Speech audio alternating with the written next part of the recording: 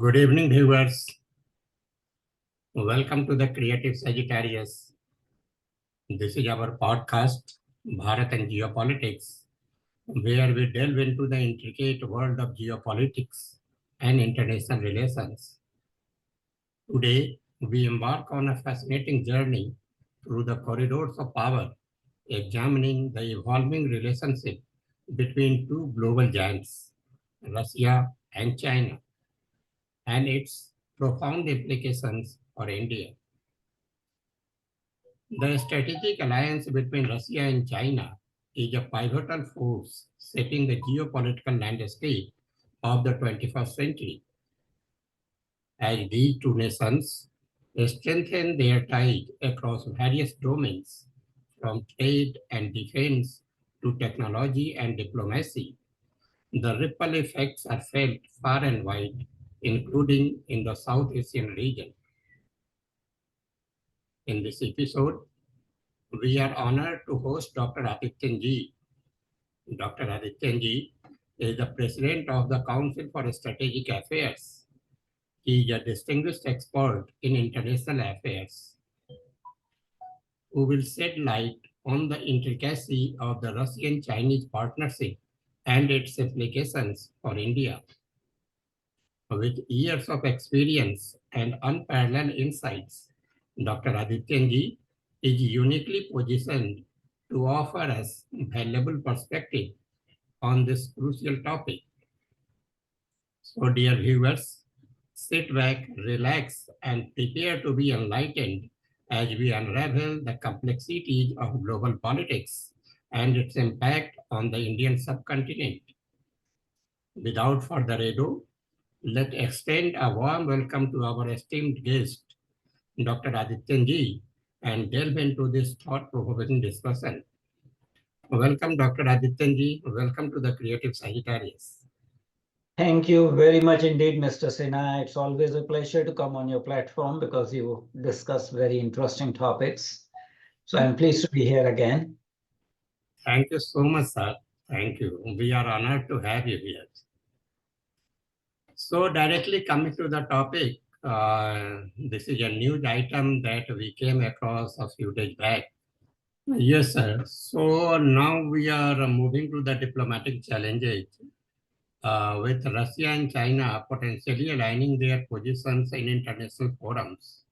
How can India navigate diplomatically to protect its interests and ensure its voice is heard on the global stage? So what's your comment on that? My comment is that India is doing that job very skillfully. Yeah. It is everywhere. India just last year very successfully did the G20 meeting, shepherded the membership of African Union into G20. India is member of the Quadrilateral Security Dialogue. India is now a member of Shanghai Cooperation Organization, SCO. India is a member of BRICS, or now what is called BRICS Plus, which has become a G11 now. India has almost become a permanent invitee to G7 meetings. So India is present almost now in every forum, international forum, across the ideological divide. Yes, in the past, India had difficulty, even having sizable presence. Yeah. The examples are APEC, Asia-Pacific Economic Cooperation, when China and United States basically colluded to keep India out. Similarly, India is not a member of Nuclear Supplier Group because of Chinese machinations. But in the newer, more relevant platforms, India is there. Yes, India is not a member of United Nations Security Council, again, because of Chinese roadblocks, not because of Russia. At this point in time, 4 out of 5 United Nations Permanent Security Council members have given support to India. It's the China's which keeps on putting roadblocks, and without China's concurrence, India cannot become a member of United Nations Security Council. Having said that, United Nations itself become a dysfunctional organization. So India is doing everything wherever India is needed. India is there. India is taking its own proposals to the entire international community, leading those proposals. And I'll give you, and these may be small proposals. These may be proposals not with a lot of strategic significance. Nevertheless, they extend India's power on the global arena. International Yoga Day, International Solar Alliance, Yes. International Millet Day. These are India's proposals that the entire world has agreed upon. India has started this global South, Voice of the South dialogue last year with more than 100 countries. So India is doing everything now on diplomatic stage that nations' geopolitical interests are guarded and we are not diplomatically isolated. Gone are the days that India was one of the three countries that, voted for recognition of Bangladesh in the United Nations. When everyone voted against it, and there were only three countries that voted for Bangladesh's independence in 1972, I believe. So things have dramatically changed. Our initiative of Vaccine Maitri Abhiyan during COVID, or I would say Wuhan virus pandemic, won us a lot of allies and friends. Yes. So I think on this front, we are scoring over China. Yes. In fact, China's strategies globally are backfiring. Yeah. They have tried to, snare the smaller and developing countries into debt trap. Yeah. And most of the African countries and even Asian countries are realizing that and trying to renegotiate, because nobody wants to be in a debt trap. Yes. So this is backfiring on China and their tendency to bring Chinese engineers and Chinese workers for all the BRI projects into the host country, where host country pays for it with compound interest that is not being appreciated anywhere. Yeah. So India has given very good offer to all the countries who are falling in the debt trap. Actually, they can negotiate. They can come to India, and India is ready to support them. I would caution there that India should not try to finance China's international, maneuvering by giving unconditional support to all the countries that have Chinese debt. Okay. In effect, we will be paying China's, the debt owed by to China by other countries. So we will be actually feeding the dragon. It should not work like that. There should be conditionalities. Yes. Yes. So one abstract question is this: the India's seat in the UNSC, United Nations Security Council, India is trying this for a long time, and this is being denied. So how do you think this will work out? I think there are historical reasons. India deserves to be on the United Nations Security Council. My personal assessment is that all the past previous governments focused on G4. For the viewers, G4 is India, Brazil, Japan, and Germany, group of 4 countries that want to be on the permanent membership of the United Nations Security Council, along with 1 representative of Africa. I think when you do things like this, you are sabotaging your own chances. Yeah. There is no way France will agree to Germany's membership, permanent membership of United Nations Security Council.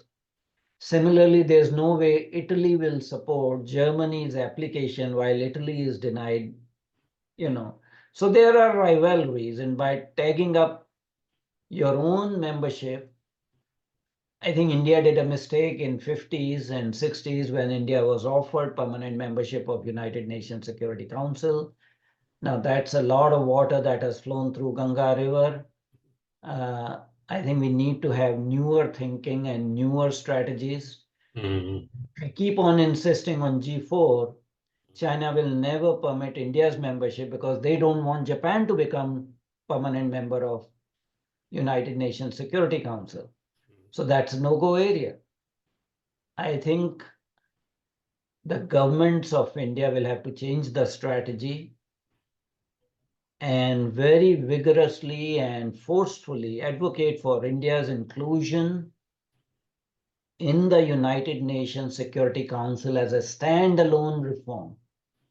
Other things can wait, Yeah. but the world cannot wait India's participation in permanent membership of Security Council, keeping in mind that it has become so ineffective because they cannot take any decision. Yeah, right. So that is also on my mind because the way things are folding out, when the institution like the the United Nations become ineffective, it doesn't serve any purpose. So all the countries will be forced to do something. And when it has to be revamped, then everything have to be done new actually. Well, to reform the Security Council, you need change in the Charter of United Nations, and that's why the veto-wielding powers have undue access, undue influence. But there is also an obstructionist group, Yeah, uh, United for Coffee, the Coffee Group, in which you have countries like Pakistan, Italy, yeah, and I think a couple of countries from Europe and that have their own ambitions. There are, I think, 4 countries. You know, when Brazil puts a stake for United Nations Security Council membership, so does Argentina. When South Africa puts its claim, so does Nigeria. So rather than getting boggled down into the regional rivalries, India is a unique country. I have written an article on doctrine of Indian exceptionalism, and we need to invoke that in United Nations, saying there's no way, you can talk about Germany and all, Japan and this, because when push comes to shove, Germany criticizes our electoral system. Japan is a friendly nation, but Japan is always a client state of United States. yes, it is. So why do we want to tie our ambitions of membership as one of the permanent members of United Nations Security Council with others? That's not going to work. That has not worked. So we have to have some different thinking and advance India's case on its own merit. Right. Thank you, sir. So with this, I am moving to my next question. That is from the technology perspective. Technological dependence. Given Russia's technology transfer to China, what steps should India take to reduce its dependence on Russian defense technology and enhance its indigenous technological capability? Well, I have obliquely talked about it when I Yeah. said that China is reverse engineering, acquiring, the advanced military hardware from Russia. And since Russia needs cash, they just sell it to China without any questions asked. Although there are heartburns in Russia about S-300 being cannibalized Mm. and reformatted as HQ-15 by China. So that danger is there. As I said, that India is diversifying its sources of arm acquisition. At this point in time, we get around 45% of our hardware from Russia. The number 2 country is France. Number 3 country, I think they are vying, sometime depends, it is Israel or United States, depending upon who did we purchase, but France is the second country. I've already said that, we cannot in the long term depend upon defense hardware acquisition on other countries. Yes. India has to develop its own military industrial complex, and there are positive steps being taken under Atmanirbhar Bharat. I think it's a good thing to have a PPP model, public-private partnership model, although the Indian opposition keeps on creating noises about it, but there's no other alternative. You see, at this point in time, Russia is facing this war with Ukraine for last 2 years. Yeah. A mighty country like Russia is forced to buy drones from Iran Yeah. and from North Korea. So think, in case you have a prolonged war, who is going to supply you with armament? Yes. So you have to develop your own indigenous capabilities. And this brings me to my pet thing. Our forefathers said, Shastrena Rakshite Rashtre Shastra Chinta Pravartate. Yes. If country is protected by the arms, then only you can talk about esoteric philosophical notions, discuss them. Yes, sir. And we do the reverse. We discuss very lofty ideals, but not actually protect our country.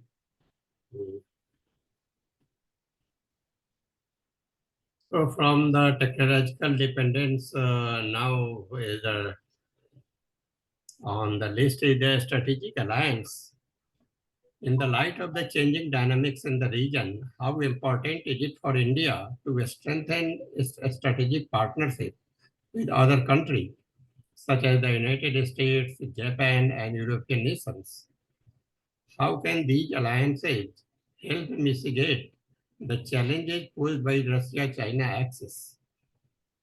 I've already said that India is trying to develop good relations with everyone. India is an ultimate balancer. Having said that, it is not in India's interest to develop quote unquote strategic alliances. There's a difference between a strategic alliance and strategic partnership. I see. India will never give up her strategic independence by getting into a military alliance or a strategic alliance, because the stronger country will always try to dictate terms. Right. So India can never be strategic ally of United States. India can be strategic partner of United States, just like India has strategic partnership with Russia. We have strategic partnership with Japan, but Japan, is a treaty-bound ally of United States. So there is a conflict of interest. Similarly, European Union, most of the major European Union nations are members of NATO. So they are, again, when push comes to shove, they are treaty bound by NATO Charter, the Article 5. So India has to maneuver internationally on global arena, developing strategic partnership that help us in furthering our geopolitical interests without giving our strategic independence, and meanwhile building capacity. Right. That's the challenge, but it can be done. It requires some foresight. It has to be done. So with this, I am moving to my last question for this session. The last one is the long-term implications. Looking ahead, what are the potential long-term consequences for India if the alliance between Moscow and Beijing continues to deepen? And what proactive measures should India undertake to safeguard its strategic interests and maintain its autonomy in decision making? Well, we are doing all the right things. That is number one. Looking at the future, long-term future, I think the world is already moving from world has already moved from bipolar world to unipolar world, and from unipolar world to a kind of oligopolar world with one or two superpowers. Although United States is no longer the hyperpower and the unipolar movements are gone, that prevailed from, I guess, 1991 to maybe 2009 when United States had a serious banking crisis. We are not in the multipolar world as yet. We have a superpower, we have two, three smaller powers, but we are not in multipolar arena. It is in India's interest that we develop multipolar world in the truest sense. And a future multipolar world will probably have United States. Russian Federation is not going to disappear, although United States wants to dismember Russian Federation into smaller states. China will be there. China is not going to disappear, and India will be there. Would European Union will be a strategic power, a pole? I doubt it very much because they cannot get their act together. So you will have possibly 4 or 5 powers dominating the world. Rest would be smaller countries. And I'm pretty sure that India will raise her strategic profile, working consistently as we have done in last 10 years. We need to plan for the long haul. We should not be diffident in saying that we are developing our military industrial complex. There should not be any diffident saying that we want to have, increase in our comprehensive national strength. Right. We should actually stop harping about our soft power only, because soft power without the backing of hard power is all nonsense. Right. You need smart power. You need a combination of soft, hard, and smart power in the long run, because geopolitics is a brutal area. Yes, it is. If you are too saintly, if you are too good, if you are too tolerant, everybody is going to walk over you. Yeah. There was a time that there is a strategic thinker, you probably know, Brahmachelani, who coined the term lamb state to describe India. India was truly a lamb state. Everybody could walk over, in 1990s and early 2000s, no more. Yeah. India is hardening her position, strategic positioning. So India will have a great future in the multipolar world. And there's no reason why India should actually forego this option or that option. For India's strategic rise, every option should be on the table. Okay. Every option. Nothing should be excluded. So thank you, sir. That was all the question I had on this topic actually. So we are coming to the end of this session and we'll be meeting again. So we sincerely thank you for tuning in for the Bharat and Geopolitics and joining us on the enlightening journey through the intricacy of global politics. Your support and engagement mean the world to us. We are grateful for the opportunity to share our insights with you. As we strive to continue bringing you high quality content that informs and inspires, we kindly ask your help in spreading the word. If you found this episode valuable and thought provoking, please consider sharing it with your friends, family, and colleagues. Together, we can amplify the reach of our message and foster meaningful discussions on topics that matter. Don't forget to like, comment, and subscribe to our channel to stay updated on future episodes. Your feedback is invaluable to us, so please feel free to share your thoughts and suggestions in the comment section below. Once again, thank you for your unwavering support. We look forward to seeing you in the next episode of Bharat and Geopolitics. So, Dr. Thank you very much indeed, Mr. Sinha, for inviting me to your platform several times, and I always look forward to the opportunity to talk to you. Thank you so much, sir. Thank you so much. Namaskar. Namaste. So.